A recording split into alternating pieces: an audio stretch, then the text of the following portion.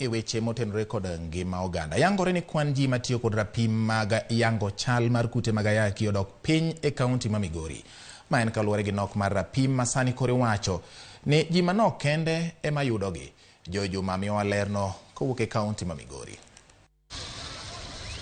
Riwruogno ma ochung' ne kedo kod landruok mag kutego mag ayaki e pacho kae NASCOP osebedo ka jiwo oganda mondo koro ti kod rapim ma ng'ato nyalo tiyogo kende mar ng'iyo chal mare ka otonde kod kutego mag ayaki ma bende ong'ere kaka HIV self-test kit. Lipot mowuok kuom riwruogni mar NASCOP yango ni higa mar 2020 kwan ji maromo 283,660 ne otiyo kod rapimgi kata HIV self-test kit e piny Kenya ka ipimo kod higano mar 2018 ma ji maromo 20,934 kende ema ne otiyo kod rapimgi. Wanti gi momnune assisted gi non-assisted. Assisted ni samoro koponi biro tisewinjo about self-testing to podo kingi ni tiyo kod yo machalo nade. Koro wabedo kodi piny to wapuonji, we take you through the process itself until you come to understand. Self-test kit en gima sitiyo godo kendo ang'eyo kako tiyo maber. Kata kamano, oganda mathoth e kaunti ma Migori sani ywak ni rapimgi kata HIV self-test kit koro ginyal yudo e yono mayot. To nadok e osiptal mar sirikal mondo mi adhi achaka yudo self-test kit mondo adoga pimrago. To nayudo ka oonge kanyo, onyisa ni to ne en gima nodwa buoga. HIV self-testing en achiel kuom yore ma sirikal obiro godo. Is one of the strategies kwa luongo. Ma sirikal obiro go mondo kony jowa mondo ng'e chalgi.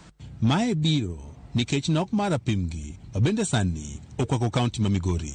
Kasani anyalo wacho ni the last time wayudo godo self-test ne dwe mara 9, chak dwe mara 9. Iso ni kata sani ka koro ji obiro to pod wanyalo mna refer to the normal test kit.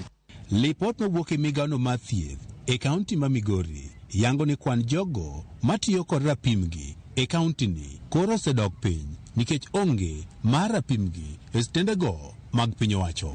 Aparo kota 1 nyo wan gi 6,551. E kota 2 wayudo ji 5,090. E kota 3 nyo kwan odok chien nyaka 536. The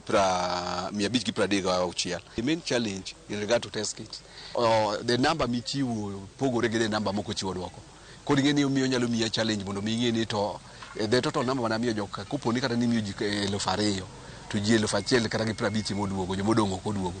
Kodi ng'eni dwoko mar joko kinyal ng'eyo. Jogo bende kotiyo kod rapimgi e ng'iyo chal ka otonde kod kutego mag ayaki bende wacho ni ber ka rapimgi koro yudore e osiptende duto ma oting'o mago mag ji giwegi.